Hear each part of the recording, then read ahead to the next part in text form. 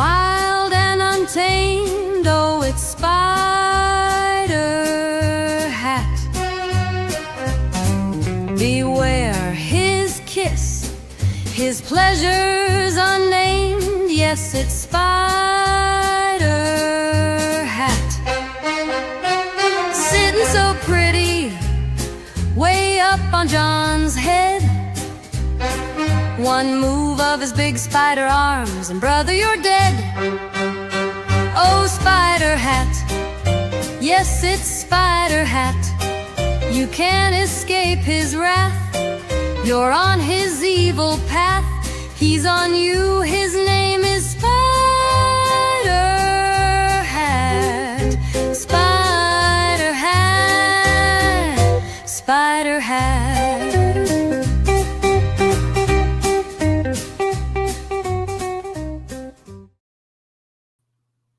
Hey there! Wow. Yeah, I did a flip-flop. Spider Hat came first this time. Joe Townsend, your commercial will be at the end of the show. Hey, it's your old buddy John. I am wearing my Star Trek Next Generation shirt just because it's lighter than the other shirt I wear for the Spider Hat colors.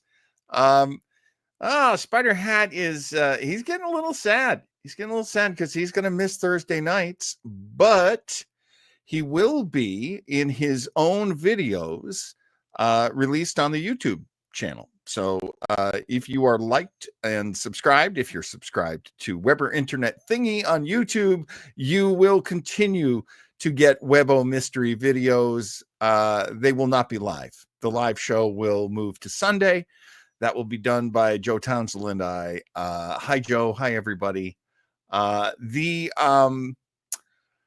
reason why I shaved, and I think maybe I spread this story around a little. I shaved my beard because I had auditioned for a commercial, and it was a really great gig, and I was really, really looking forward to it. And 5 minutes ago, I got the call that they went with a different actor. Welcome to my acting career. 95% of my acting career has been not getting a role. Ow! Okay, so what does that mean? That means everything that Joe and I are planning for Weber Internet Thingy for our summer season is going full steam ahead. I am going to be here to do new shows and provide new fun, and it's going to be great. It was really, really going to be tough if I booked this commercial. So thank goodness I didn't. But my congratulations to whatever actor did get it. I'm sure he was great. Everybody loved me in the audition. So I'm sure the guy who got it was the guy it was meant for. Everything I needed, I got out of it, which was a lot of great feedback and a lot of great support from the casting people and the director and all those people. So it's good. It's good. It's good. It's good. Well, thank you, Joe. At least we get to see babyface John. Okay, I'm not sure that is sincere, Chris, so I'll take it as an insult. Okay, Teresa's with us. Hi, Teresa. Teresa, Spider Hat still talks about you. You are the one that got away as far as Spider Hat's concerned.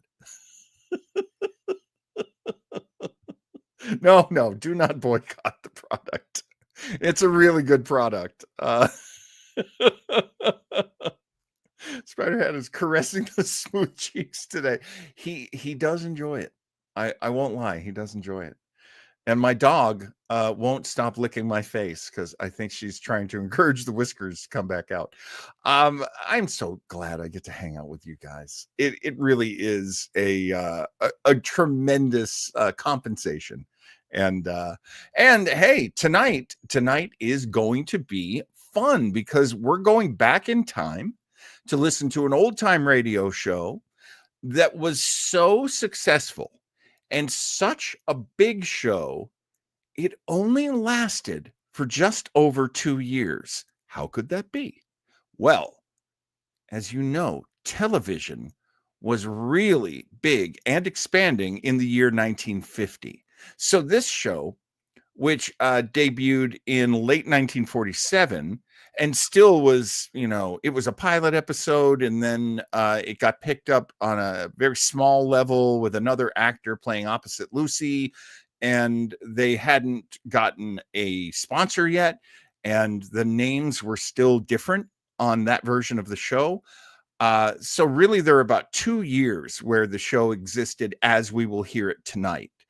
And the differences are minor. Well, I mean, they're not. Originally, there was another actor who was going to play Lucy's husband in this. And let me find his name for you.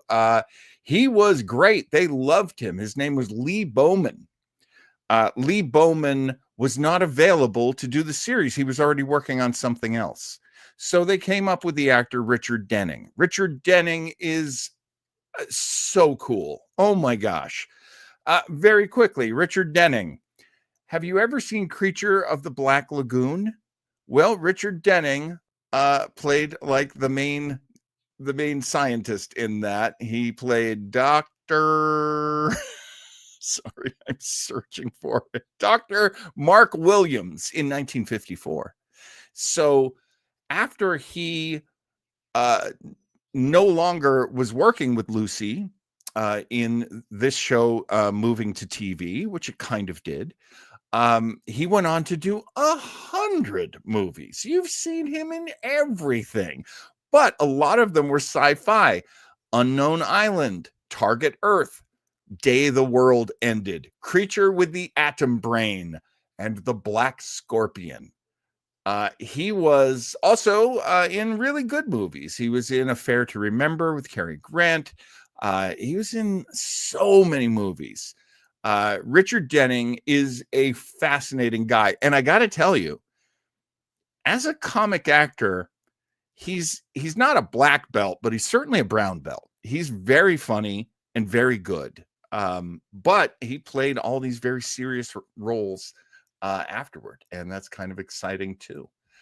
I am going to take a look at our chat.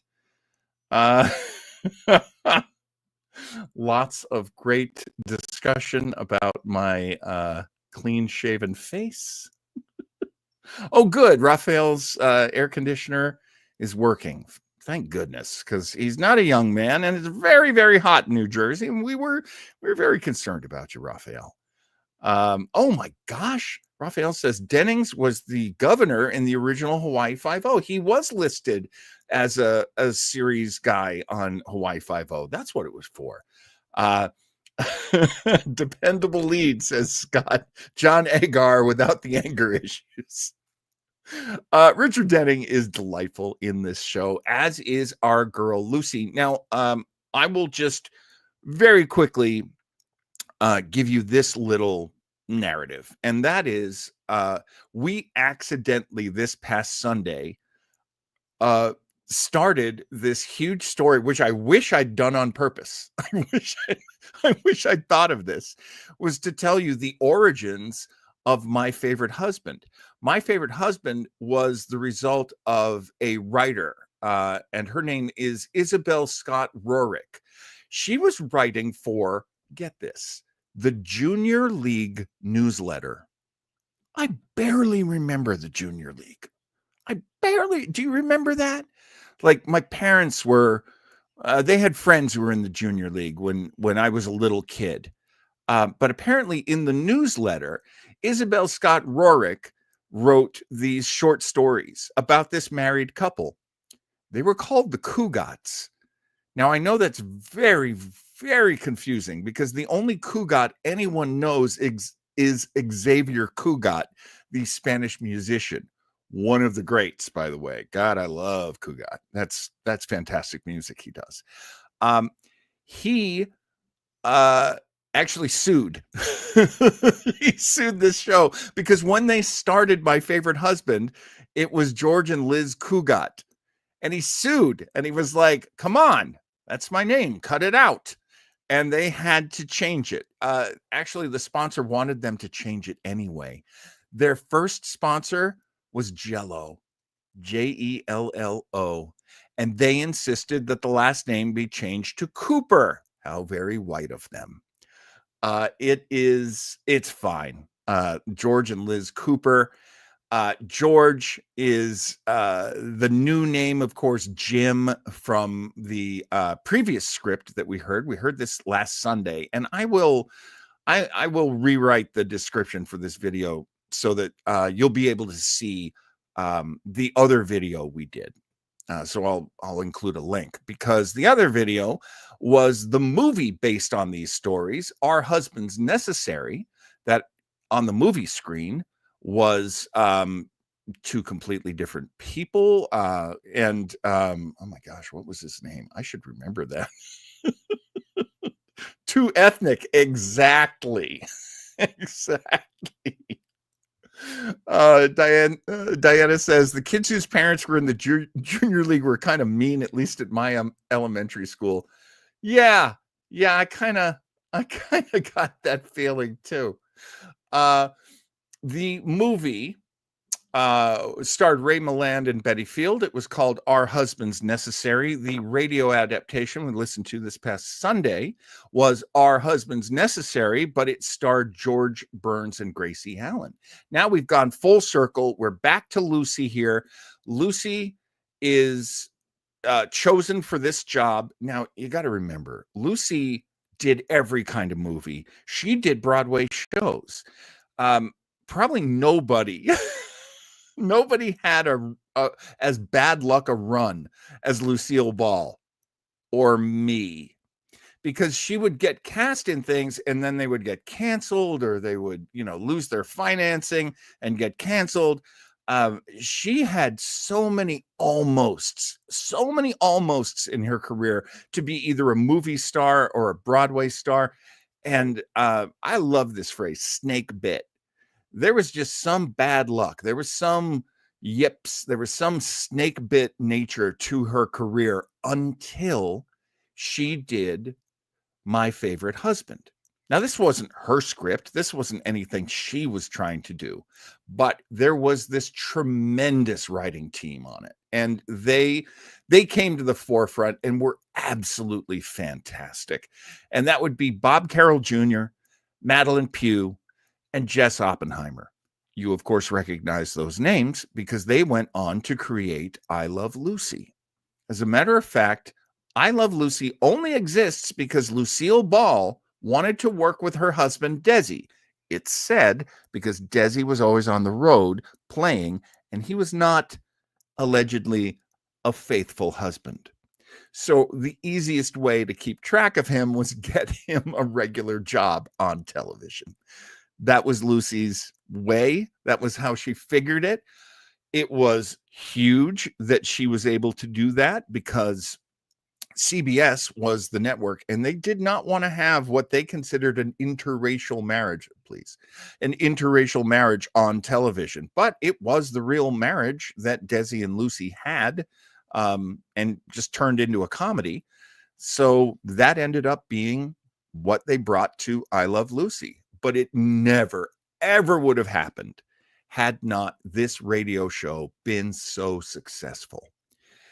There you go. I think I came full circle there. I hope I did. Charo is a word. Oh, yeah, because Charo was married at one point to Kugat. Yes, I see what you're saying there. Yes, I'd forgotten all about that. My favorite Lucy movies, says Joe Townsend, Long Trailer and Yours, Mine, and Ours. Those are good Lucy movies. Very good. Raphael, yes, that's absolutely right. Lucy had been in many different kinds of movies in the 40s, but not expensive big hit movies. She was in the really cheap movies, and she was considered the queen of the B movies. Who did she replace? You guys tell me. I think you might know. There was a woman who was considered queen of the bees. Lucy replaced her. And thank goodness things worked out the way they did, because otherwise, I don't know if we ever would have understood how great Lucy was. Here's the thing. Lucy never considered herself a comedian. She liked to do funny stuff, but she liked to do all kinds of stuff. But here's the thing. The big difference was when you put her in front of an audience, she lit up. She absolutely came to life in front of a live audience. And that created sitcoms as we know them now. So it's very exciting that we have this show to listen to, and we have Joe Townsend to thank. This was a request from him, and oh, just reading what's going on. Oh, interesting to bring up Eve Arden. Well, I don't want to. Eve Arden is so awesome. I love Eve Arden. Our Miss Brooks was supposed to debut on CBS Radio, but they ran into a bunch of production problems, so they weren't able to. What debuted in its place? My Favorite Husband. Two great comedy actresses, too. God, I love them both, Lucille Ball and Eve Arden. A big connection there. Also a connection with Gail Gordon, but I'll get into that later. We should really get into this here. Okay. I have chosen an episode almost by random. A lot of them can be a little rough. This one sounds pretty good. So let me get over to it. And this episode has really decent sound. I am not subscribed to this account, so I will do that. Old Time Radio Headquarters. Wow, just over 2,000 subscribers? All right. This guy's got some great, this person has some great shows here. If you want a place to go, I'm liking Old Time Radio Headquarters. Okay, friends, it's time for us to enter the earliest world of sitcoms. It's time for us to listen to this episode from April 9th in 1950. This is My Favorite Husband. The episode is called Husband's Hobbies. It's time for My Favorite Husband, starring Lucille Ball.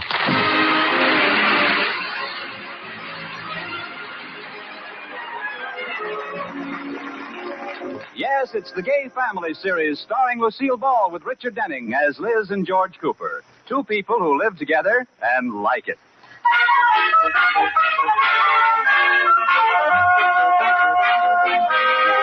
As we look in on the Coopers tonight, George and Liz are entertaining Mr. Atterbury and his wife, Iris. Dinner is over, and Iris has called Liz to one side. Liz, what? If we want to get to that movie, we've got to get the boys out of here before they start talking stamp collecting. Let's hustle them right out to a show. Okay. Hey, what are you two girls whispering about? Oh, nothing. Well, what do we do tonight? Say, let's go to a movie. Oh, that's a wonderful idea. Movie? Movie? Gosh, I'm glad you thought of it, Iris. I wonder what time the feature starts. 7:34. Oh. Uh-oh, it's a planned campaign. Looks like we're stuck, boy. Well, better be a good picture. Iris, isn't it amazing what marriage does to a man? What do you mean, girl? That man who just said it better be a good picture is the same one who used to say, who cares about the picture? Let's sit in the balcony and neck. Never mind, Liz. We went to the theater for 2 years before I found out they also had movies. Liz. I thought it was an indoor park. All right, Liz. Never would have seen a picture if I hadn't learned to kiss with my eyes open. Now that will do. I know just how you feel, Liz. Now, Iris. It's true, Rudolph. It's been years since we sat in a movie with your arm around my waist. It's been years since my arm would reach around your waist. Rudolph. Oh, now, let's not fight. Come on. Whose car should we go in? Well, let's all go in ours. All right. Oh, Iris, I have a wonderful idea. What?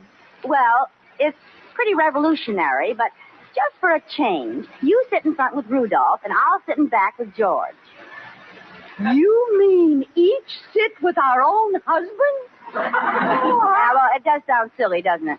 I guess we better go normal married style. The 2 men in front and the 2 women in back. We can try it the other way if you want, Liz. Oh, come now, boy. What would people say? Anyway, it would be dangerous with Rudolph driving. He'd have to turn all the way around to talk to George. He could talk to you. About what? Okay, the jokes are starting to hurt. Let's get going, huh? Okay. And to show you what a sport I am, I won't even show Mr. Atterbury my new stamps. Oh, good. Now, come on. Then What we'll just... new stamp? Nothing. Tell him on the way, George. Oh, it's not much. I got a full sheet of 10 franc Andoras. No! Oh, I've got to see those. Rudolph, we don't have time. Oh, it'll just take a second. No, absolutely no. Now, they're right here in the den. Wait till you see how these Andoras are perforated. You come right back or I'll perforate your Andorra. I'll give you 2 minutes, Rudolph. Hurry up.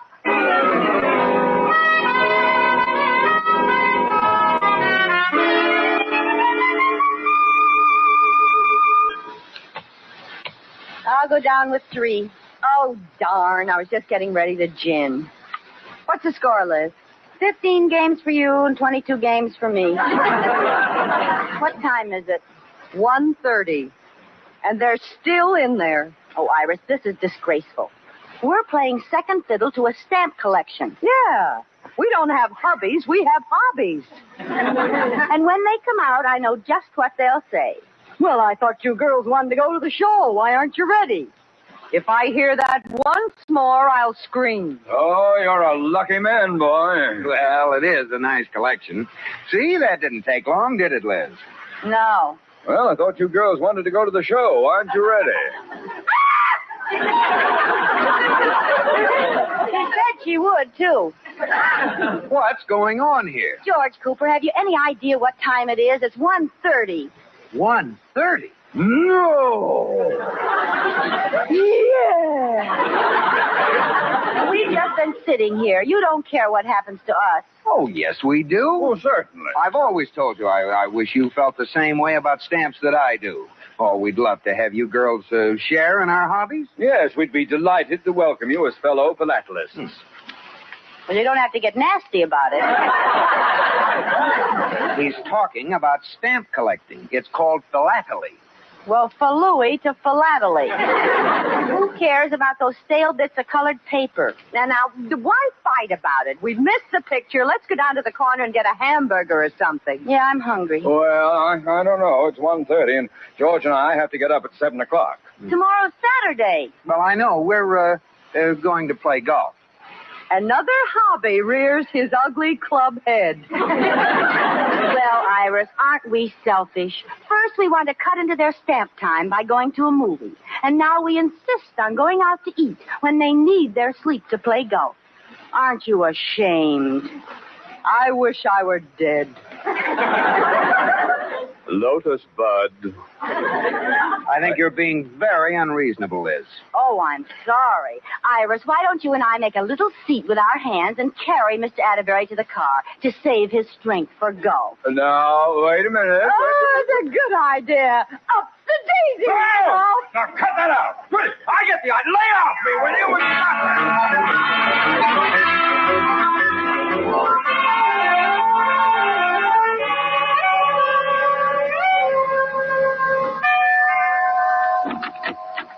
Iris, what are you doing here so early? I just dropped Sneed and Hogan off at the golf club.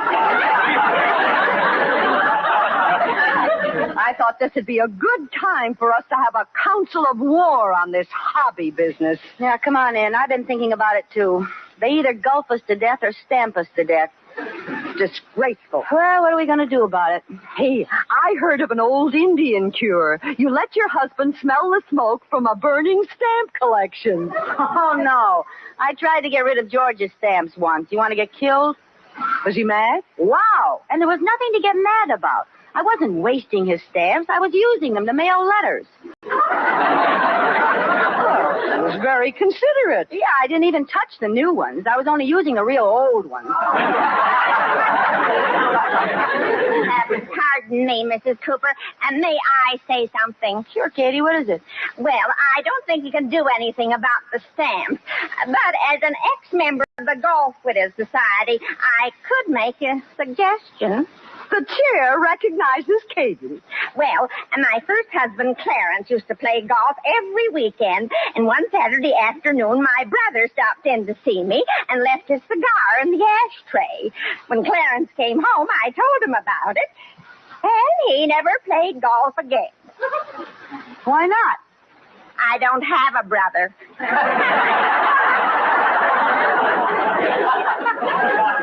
I found the cigar on the lawn. Why, Katie. Oh, Katie, you're a sly one. Say, that's not a bad idea, Iris. Jealousy is the one thing that might keep them home. Why can't we buy a couple of cigars and leave the butts in the ashtray?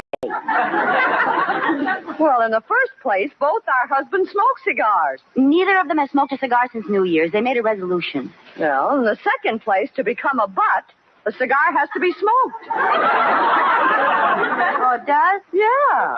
They don't sell them half smoked, do they? I don't know. Look in the telephone book under used cigars. Well, we're not going to let a little thing like this stop us. Come on, we'll find one. Well, where are you going to find a half-smoked cigar? I don't know, but we'll find one if we have to stand in front of the pool hall and wait for a throwaway.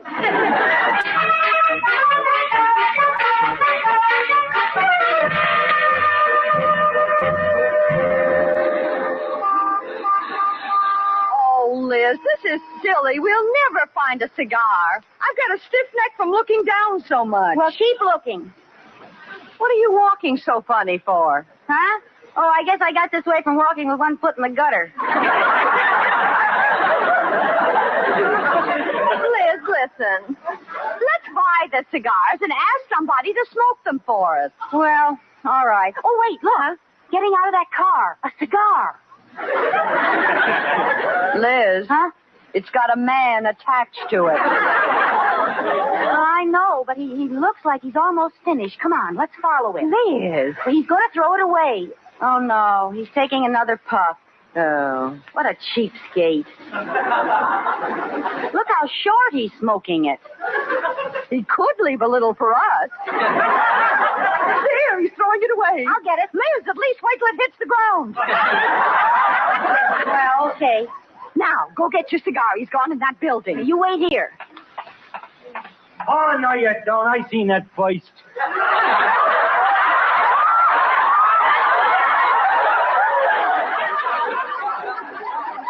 What? That's my snipe. Hand it here. I got buttsies. You got whatsies? Buttsies, I seen it first. You did not. I seen it first. Finders, keepers, losers, weepers. What's that mean? Well, it's a lot like buttsies. Hand over that butter, I'll break your sniping arm.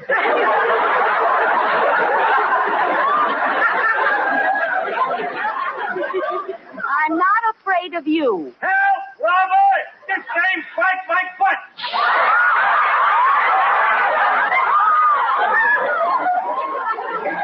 Quiet. Keep quiet. I'll give you $1 for it. He stole my... A buck? Yeah. But that's a twofer. Isn't it a cigar? Yeah, but it's a twofer. Two for a nickel. Well, you see, I don't want a new one. Huh? I'd rather have one that's been smoked. Kid, you've been out in the sun too long without a hat. I'll see you around. Well, wait a minute. Here's your $1. Skip it. They see me with you, they might think I helped you escape.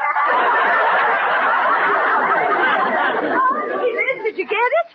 You are looking at Liz Cooper, girl bum. I got one, too. You did how? Well, I just saw a man smoking a cigar and asked him if I could have it. And he gave it to you? Yeah. He gave me a dime, too, and muttered something about a cup of coffee.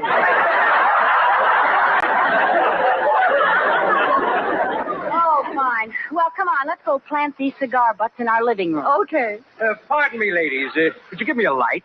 What? Well, I'm out of matches. I noticed you were smoking, and I thought you could give me a light from one of your cigars.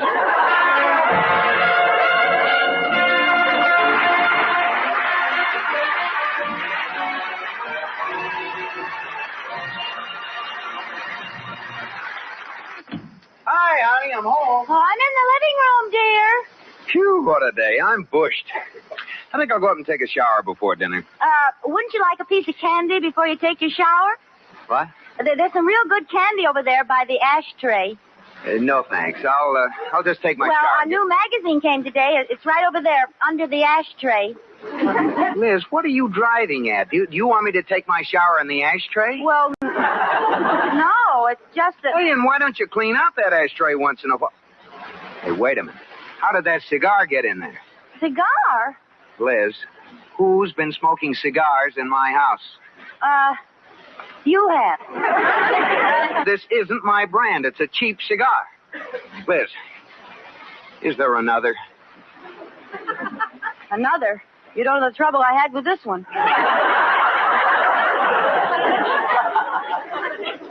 Now, don't try to clown your way out of this, Liz. Who smoked it? Well, I'll tell you the truth, George. But remember, it's your fault. My fault? If you're going to be gone every Saturday and Sunday playing golf and leave a gorgeous creature home all alone, who can be responsible? Liz, do you mean that... I'll get that. Now, you stay right here. I'm not through with you. Hello? George, boy, this is Mr. Atterbury. Oh, yes, sir? Do you have a cigar in your ashtray? Gosh, I knew it was cheap, but I didn't think you could smell it clear over there. I found a cigar over here, too. Boy, that guy really gets around. It was the strangest thing. When I came home, I lay down on the sofa. Pretty soon, Iris came sneaking into the living room, opened her purse, took out a dead cigar butt, and put it in the ashtray. No. But just as she started to cross the room with it, I sneezed. Well, what happened? The cigar and the ashtray are now in the chandelier. I don't get it. Oh, we're married to a couple of crafty characters, boy. They're trying to frame us with the old jealousy angle. Oh, so that's what they're up to. Yeah. Well. George, what are you talking about so long? Thanks for calling. Goodbye, Mr. Atterbury. What's for dinner, Liz? What's for dinner?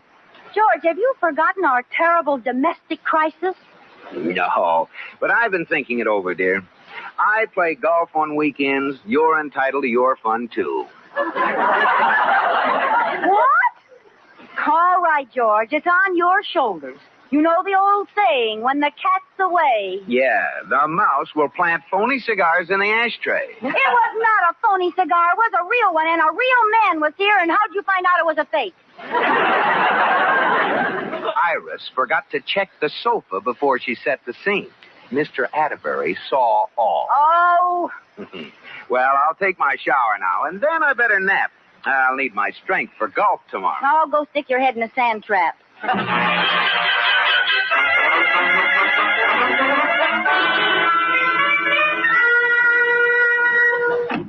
Hi, Iris. Come on in. The Council of War meets again. What's up? I have a new plan. We're going to share their hobby.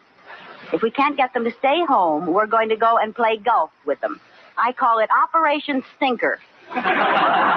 Oh, so that's why you told me to find a pair of Rudolph's old golf knickers. Yeah, I dug up some of George's +4s. Come on, we got to get out there before they tee off.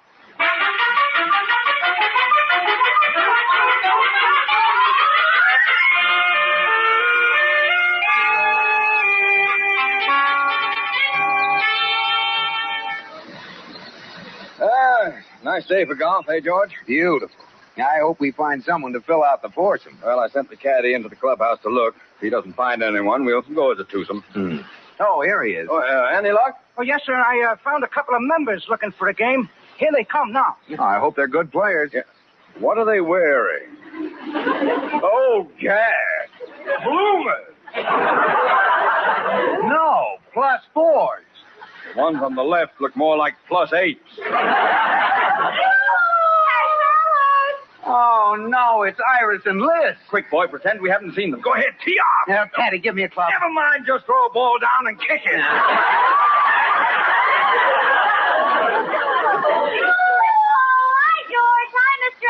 We came out to play golf with you. As you were, boy. We're trapped. Now, look, Iris. Fun is fun, but you don't know how to play golf. I do, too. Liz taught me. Yeah. Liz taught you. She doesn't know a thing about it. I do, too. I saw it in the newsreel. Well, boy, let's face it like men. After all, we asked them to share our hobbies. I'll start.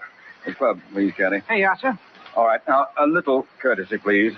I'm going to drive. Oh, isn't this exciting, Iris?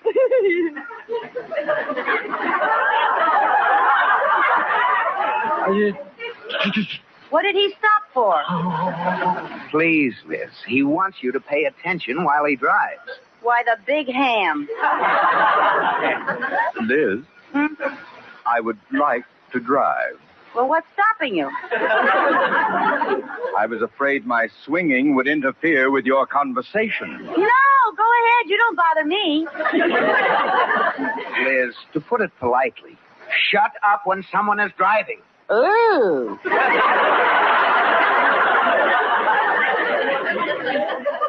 Well, here goes.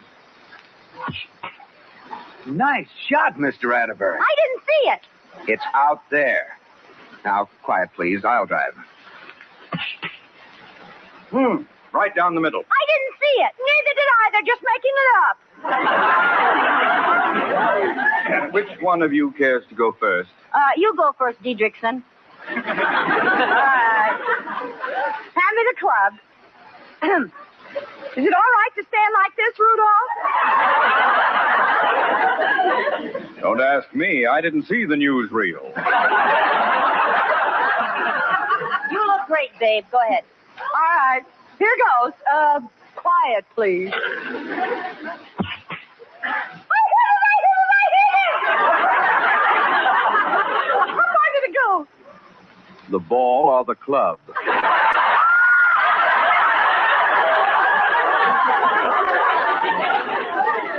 The ball went 2 feet. The club went 20 yards.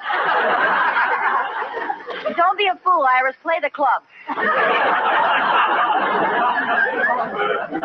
Come on, Liz. It's your turn. Okay. Stand back, everybody. Which club should I use? Well, it's only a 200-yard hole, so why don't you use a spoon? Wise guy, huh? Hand me a caddy.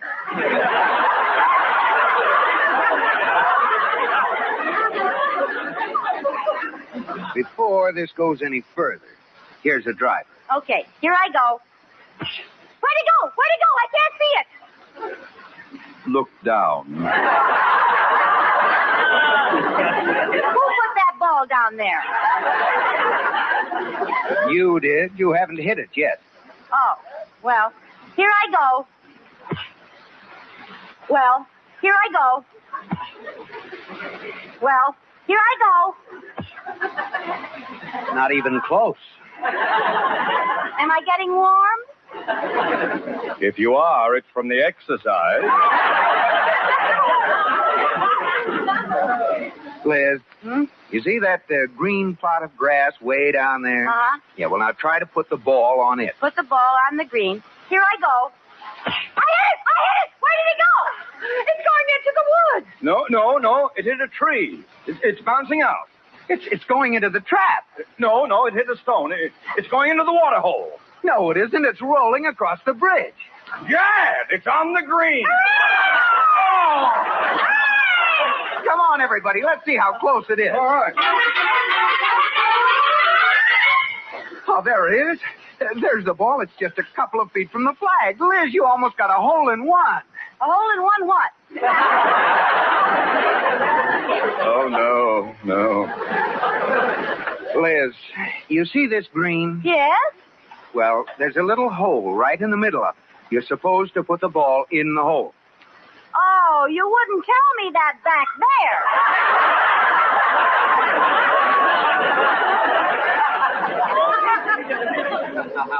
Oh, Cat, no. I want my shot over. Now, Liz. I want my shot over. George, there's only one course of action indicated. I agree with you, Mr. Atterbury. Shall we break our clubs all together or one at a time? One at a time. Caddy, my driver. Brassy. Boom. Nancy. Oh, what a shame. And I was Butter. just beginning to like this game.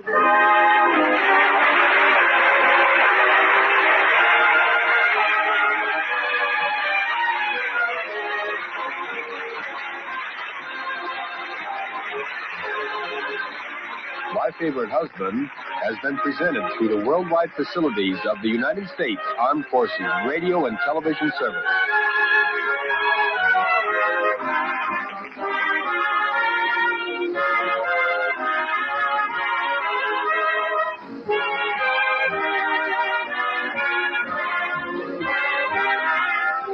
Well, there you go.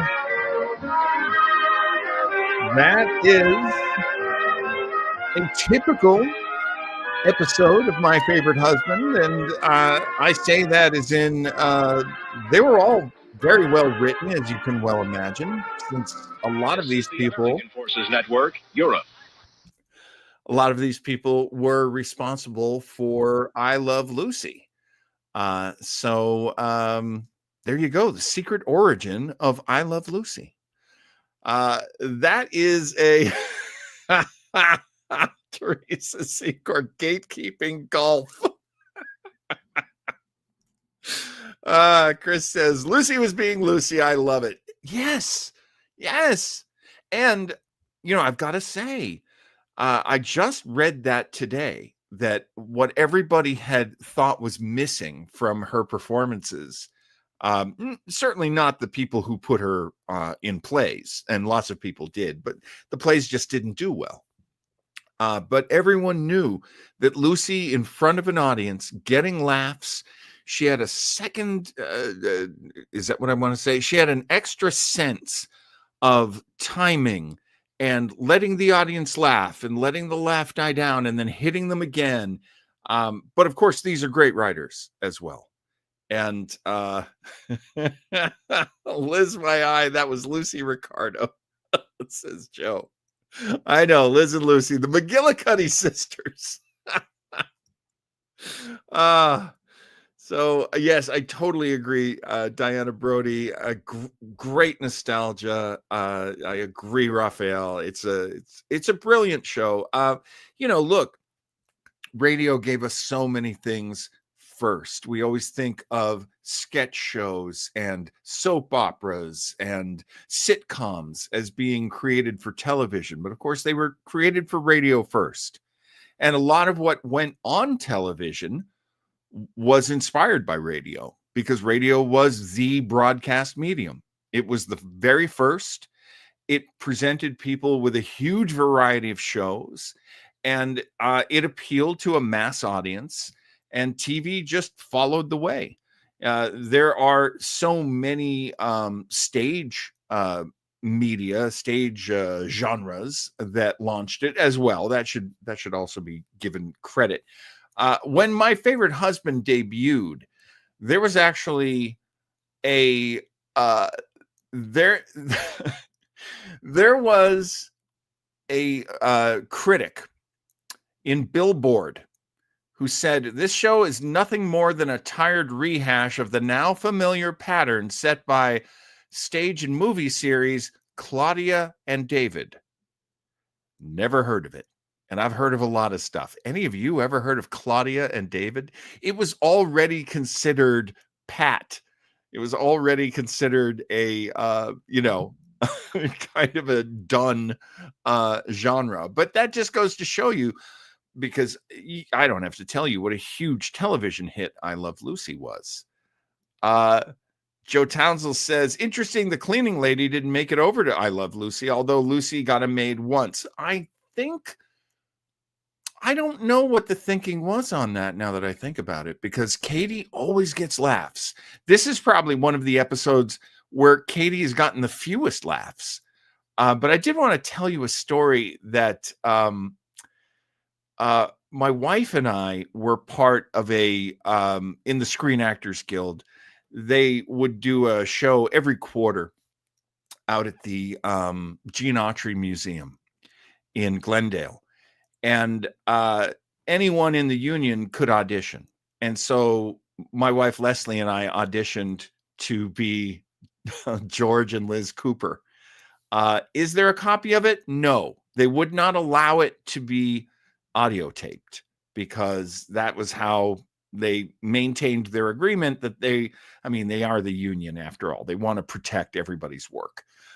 So there's nothing I can play for you. But I can tell you that I shaved. And my wife, Leslie, was just so funny. Oh my God, she was so perfect playing Lucy. Thing is, the woman playing Katie, she got all the laughs. And she was really good. But we did love the other people we were playing with as well. I wish I could remember the actors' names, but the guy who played Mr. Atterbury was so good. He wasn't doing an imitation of Gail Gordon, but he had that kind of voice and that kind of delivery, and he had a very dirty laugh, which is really important to the character. Anyway, it was a lot of fun. Let's see. I love this from Chris. Lucy used a similar system as Bob Hope. 6 jokes a minute, 3 seconds for the setup, 3 seconds for the punchline, 4 seconds for the laugh, repeat. Lucy had similar techniques. You can also hear rule of threes, like joke, kicker joke, they're done. That happens a lot. That's really cool. Raphael, who does a lot of research, says in this sequel to Claudia, Dorothy McGuire, and architect David Naughton, Robert Young are still happily married in suburban Connecticut. Oh, look at that. That's very cool. Joe says another good Lucy movie, and with Bob Hope, Sorrowful Jones. Oh, that's right. I forgot she was in that. Of course, that's Damon Runyon's story. Lucy had a bit part in Katharine Hepburn's Stage Door. That is correct. She was a tremendous performer. She went to the same acting school as Bette Davis, our Lucille Ball, and she really, really wanted to be a star. She finally got her wish, and she created, as we all always acknowledge, she created Desilu Studios. She was the first woman to ever be in charge of a Hollywood studio. She created a number of shows, but the ones we all know are Star Trek and Mission Impossible. And those are amazing shows. They exist in franchise still to this day. They may not have ever gotten on the air without Lucille Ball. And let's see. We had played an episode of Suspense starring Lucille Ball, and she was so great. Scott's referencing that. He says that Suspense episode with her you played shows her range. Absolutely. And she did multiple episodes of Suspense, playing different characters in serious scripts because she liked to do that. So even though she was famous for comedy, she still liked to go back to crime stories and film noir. And that's really cool of her. Super, super cool. Oh, I did not know this. Chris says, I Married Joan was Desilu. I did not remember that. And I believe the mothers-in-law, Eve Arden, of course, being one of them, Martha Ray, I believe, being the other, was also Desilu. Pay for the grandkids' education, says Raphael. Joe says, I'm glad to hear tonight's show because that Lucy character gave me the creeps when she was on Suspense. Yeah, by all means, if you ever want to listen to a nice, relaxing, funny show, just a radio show that is the equivalent of a refreshing glass of lemonade, I would suggest My Favorite Husband. It's very good. I will play Our Miss Brooks for you in the future. That show, so good. So good. And two, as Joe was saying earlier, two of my biggest comedy crushes, Eve Arden and Lucille Ball. Definitely a great guide for me. I have always loved the funny broads. They're my favorite. Oh wow, look at that. There's a movie called Lured with Lucy and Boris Karloff, directed by Douglas Sirk. Oh boy, that's worth looking into. Let's see. Raphael says, Mothers-in-Law. Oh, thank you. Yes. Eve Arden and Kay Ballard. That was not a show I grew up with, actually. My wife grew up with that show, but I'd never seen, I still haven't seen an episode of it. Yes, everybody's really big on wanting to hear Our Miss Brooks. Okay, absolutely. Oh, and when we're talking about crushes of funny women, Chris says, add Carol Burnett for me. For me as well. Carol Burnett. Fantastic. Love her so much. Yeah, we're definitely going to play some Our Miss Brooks for you. Great stories. Very similar, actually, in terms of the leading lady. Eve Arden had done all kinds of movies. She is fantastic in Mildred Pierce, but great with comedy. Also, her character was a teacher, so her sense of humor on the show was very cerebral at times and very clever. And that just made for a great show. And it's kind of funny, the difference between the two actresses. Lucy playing this, crazy redhead, even on radio. Eve Arden playing someone who's very clever, very arch, and could very cuttingly, it's not a proper adverb, lay people out. Oh my God, that is so true, Joe. Eve Arden was the principal of Rydell High in the movie Grease. If you can't be an athlete, be an athletic supporter. Yes, Gail Gordon was the principal of the school. Oh God, Mr. Oh, my brain is so tired. I normally could tell you his character's name. Mr. Boynton? No, Mr. Boynton was the love interest. I'm sorry.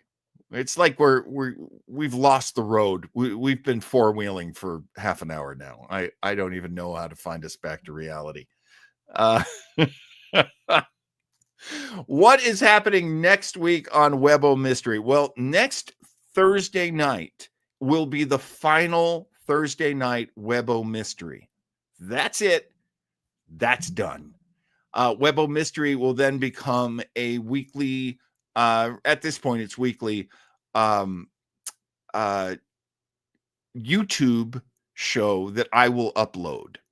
It will have little balloons up on the screen, little banners, giving you the information about the show. It's going to be very stripped down from how I do this show because, you give me enough time, I will just fill it all with nonsense. So we'll be listening to great shows on Webo Mystery. And when Joe and I are doing our other shows, we'll let you know when this week's Webo Mystery will drop and what it will be.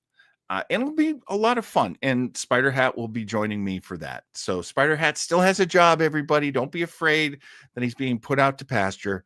But yeah, he's not coming to the show with me and Joe, because I would feel terrible if I didn't get Joe a Spider Hat, and I don't know how to get another one of these. Oh boy, I have no idea. I have ideas, but they're not good. I don't like them. Hey, what will the ultimate episode of Webo Mystery be? Why? It will be an episode of Gunsmoke featuring William Conrad. That picture is the best that AI and I could do. It's not exactly what William Conrad looked like, but I like to think, and Joe likes to think, because he helped me make this, that this is what Marshall Matt Dillon looks like in William Conrad's mind, because he's a much bigger fellow. And I didn't want to show you those pictures. They're too depressing. So there you go. That's how I picture Matt Dillon. Keep getting messed up on it. That's how I picture Marshall Matt Dillon. And we're going to be listening to an episode. Oh, yeah, I got to tell you about this. So there was an episode, and I knew this episode as a fan. I'd listened to it a couple of times. It's called The New Hotel. And it's a really interesting episode. It's a good episode of Gunsmoke. It's an excellent, excellent series. Just one of the best radio series ever made, Gunsmoke. In addition to playing you the episode, I'm going to play you the rehearsal for the episode. They used to tape them, and they were called dirty rehearsals. So I'll play you the actual show, and then I will play you the version that was never meant to be heard by anyone outside of the production of the show, because it will be, now remember, this is from the 50s. It will be their version of obscene. I know that we could play it on YouTube. There's a lot worse stuff on YouTube. So we'll be able to play it. Here we are 75 years later. But you're going to hear great drama, a fantastic episode of Gunsmoke, and then you're going to hear the dirty stuff that they would do to make each other laugh. So that will be our final episode of this, first season, this live season of Webbo Mystery. I hope you are going to enjoy it. Of course, yes, William Conrad was canon, and he played, I love that joke you told before, Chris, where apparently it's a real story, where William Conrad gets the call and they're like, they want you for a show called Jake and the Fat Man. And William Conrad says, do they want me to play Jake? Oh, I love William Conrad. He's very funny. And oh yeah. Oh, thank you, Raphael. Mr. Conklin from R. Miss Brooks. That is right. Okay. Look, Chris, how many commercials for your stuff do I have to do here? I just remembered a short teen scam from years ago, so I rewrote it and added 6 pages to Outfoxed. I guess I got to republish. Yeah, you do. Oh, definitely like and subscribe. Absolutely. And dirty rehearsals color me intrigued, says Joe. Can't be more risque than Lucy necking. Teresa says, did you just put the actor Matt Dillon in that picture? No, I did not. No, Matt Dillon's a whole different. Let's see. Okay, so coming up this Sunday, please join me and Joe Townsell as we present to you clips from our earlier show. Yes, we're doing that great network television tradition of ending our season of Retro Rangers with a clip show, but it will be live. We will be taking your comments live. We will be commenting ourselves live. We'll just be watching old clips of us watching things. I love the idea. Joe came up with it. It's just so funny to me. So we'll be doing that. That will be a lot of fun. And then on Tuesday next, we will finish out our season of Retro Trekkers with the mega opus, The Menagerie. That's going to be a lot of fun. I hope if you are a Star Trek head, you will enjoy us for that retrospective, as Scott says. Stealing that, pal. Ding.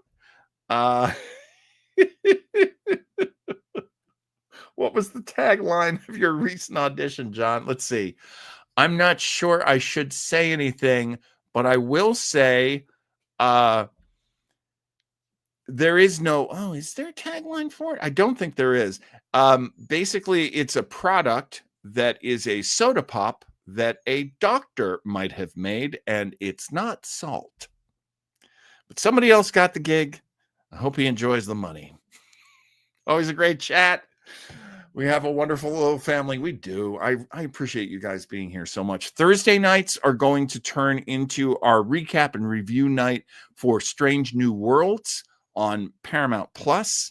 And that's a fun show. And we're hoping, we're making a lot of changes because we love you guys. We want to keep you guys, but we also want to bring in new people. So Tuesday night will be a wrestling show. Sunday nights will go between watch parties and Joe and I doing old radio shows for you. And Tuesday nights is the wrestling show. And Thursday nights, of course, will turn out to be Strange New Worlds. I'm all over the place. God bless you all. Well, yes, I know I made it so difficult to figure out what kind of soda I was supposed to be. Okay, yes, we should go. You're absolutely right, Teresa. Thank you, everyone. What a great time. Thank you for joining me for this show.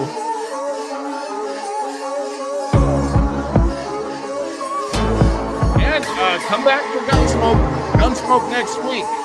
We're going to play the great drama Gunsmoke for you, and then we'll play the comedy that the Gunsmoke cast would do in their dirty rehearsal. That's going to be a lot of fun.